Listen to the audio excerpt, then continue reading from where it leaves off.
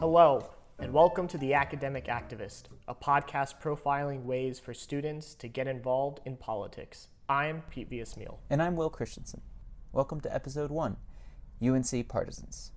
This week we spoke to student groups at the University of North Carolina on both sides of the aisle, the UNC Young Democrats on the left and the conservative publication The Carolina Review. These are both partisan organizations, and unlike issue groups, they advocate for a certain ideology instead of raising awareness on a specific issue. So, if you want to get to know more of your fellow ideologues, these groups are for you. So, Will, you sat down with the UNC Young Democrats. What'd they tell you? Yeah, so on campus, the Young Democrats are mainly known for bringing national political figures to UNC's campus. Notably, in 2016, former President Obama stopped by to campaign for Hillary Clinton, and that's where they're the most visible. But they do the work of organizing in off years as well.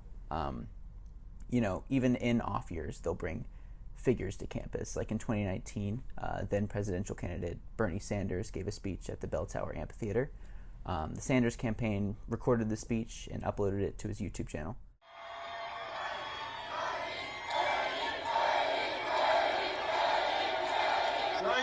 Chapel Hill.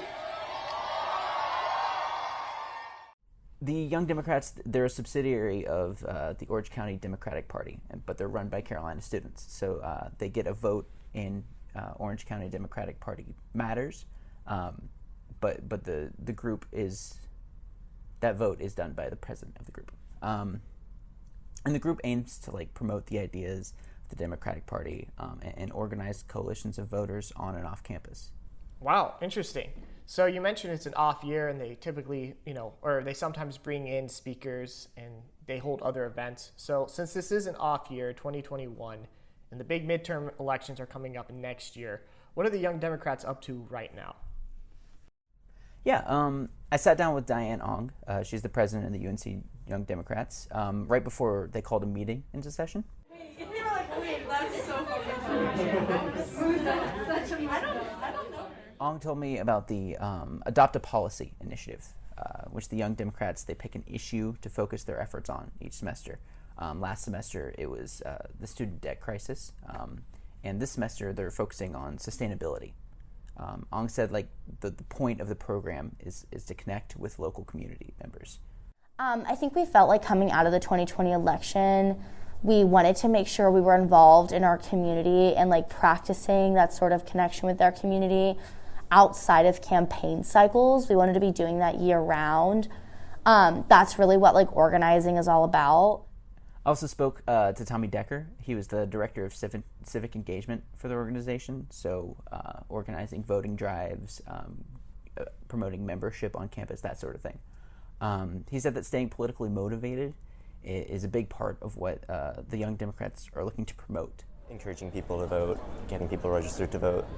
It's a very basic thing to do, but it's incredibly important in making sure that people are actually involved with the political process, top down, not just at the fun elections, the glamorous ones, but also the less exciting ones, so that, because all of those affect people in different ways, and making sure that people are involved in making their voices heard. So, yeah, the Young Democrats, they're currently working on partnering with other student groups to expand their outreach and just hoping to expand their voter base and their organizing reach in preparation for the midterms coming up next year. Wow, fascinating work.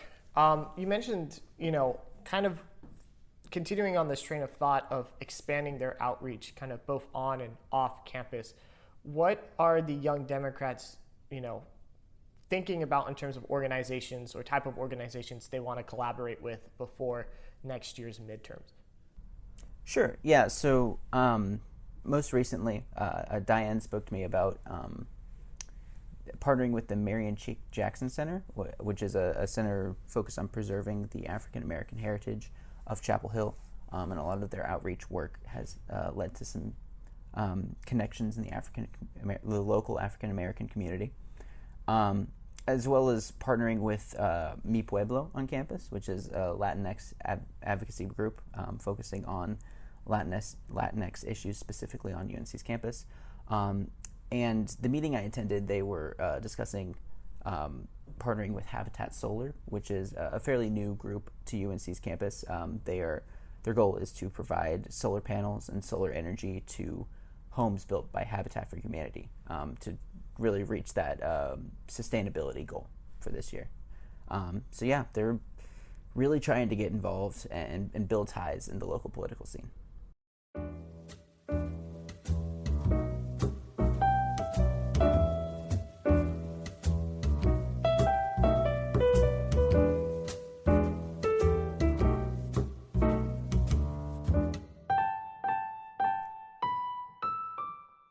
So, speaking of the local political scene, Pete, why don't you tell me about the Carolina Review? Yeah, so the Carolina Review has been a platform for libertarian and conservative voices at UNC for almost 30 years. After a period of dormancy, the publication has made an apparent comeback. However, the magazine has sparked a great deal of controversy and has ignited discussions of the nature of free speech on college campuses. I had the chance to sit down with some of its writers to discuss the Carolina Review's development throughout the past years and also dissect the controversy associated with the publication. I first sat down with Grant Lefelar. It's a cool November morning, and as students are making their way to early classes, sophomore Grant Lefelar makes a quick detour in his morning routine. He jogs towards a set of news boxes in front of Wilson Library and picks up a copy of the Carolina Review. Lefelar is a staff writer for the publication.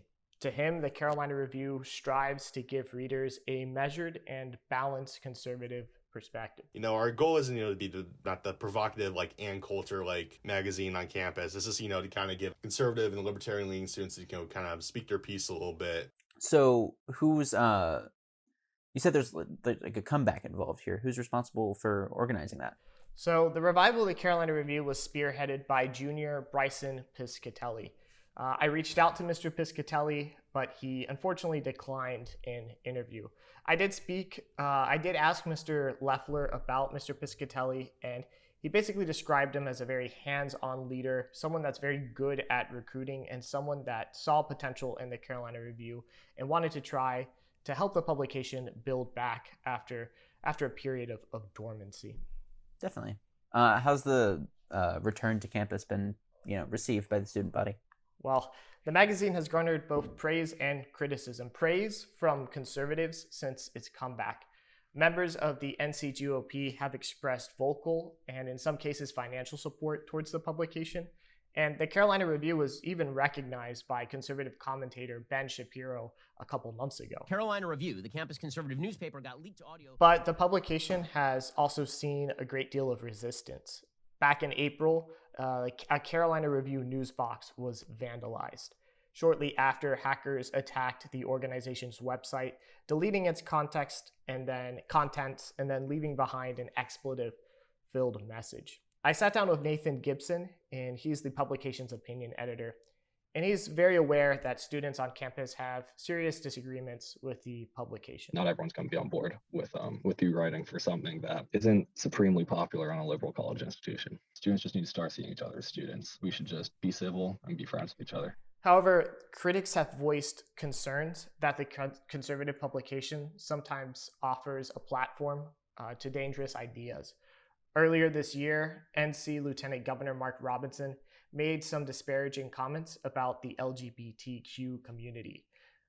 Back in September, the Carolina Review hosted the Lieutenant Governor back at a fundraising gala. And the publication has come under fire for not denouncing the controversial comments the Lieutenant Governor made about the LGBTQ community. Also, some of the publication's editorials on broader social issues have also been criticized by members of the UNC student body. Kelly Kendall is a sophomore journalism major. I sat down with her, and while she agrees that vandalism isn't the appropriate way to express frustration with the magazine, she does believe the Carolina Review should rethink its strategy to improve its standing with the UNC community. I think when you look at Carolina Review articles, they tend to all come across with a slant, with an editorial bent. An increasing level of objectivity in headline writing would be beneficial. Interesting. So So what does the future hold for the Carolina Review? That's a great question, Will. Despite the controversy, the Carolina Review is still planning to expand its operations. By the end of next year, the magazine hopes to launch a podcast and even a paid subscription service to offer the publication to those who don't always have access to a physical copy of the magazine. They also hope that with this subscription service, they can offer more content and even better content, as Nathan Gibson described it to me, to paying subscribers of the Carolina Review. With the paid subscription service model, they also hope to help refill their coffers after a very expensive year in building back the Carolina Review. And to contextualize this comeback, it was only a couple years ago that the Carolina Review only had 6 contributors and they published 1 issue per year. And since Bryson Piscatelli joined and became editor-in-chief, the newspaper has very quickly evolved. So its staff went from 6 people in 2018 to 31 people in 2021. And that number is still growing. From what Grant Lefelar told me, there's a great deal of interest with a lot of conservatives on campus who want to write and want to utilize the platform that the Carolina Review presents for conservative voices on campus. They also want to try and expand their social media presence, which every news publication probably needs to be very successful, but they're primarily focused on getting the subscription service launched and also launching the podcast as well. I'll tell you this last thing, Will, regardless of what students in Carolina think about the publication, one thing is very clear, and it's that the editorial team at the Carolina Review is very determined to continue the expansion of the publication, and it's not going anywhere for a while. So yeah, definitely. Great work, Pete. That's some really interesting stuff. For sure.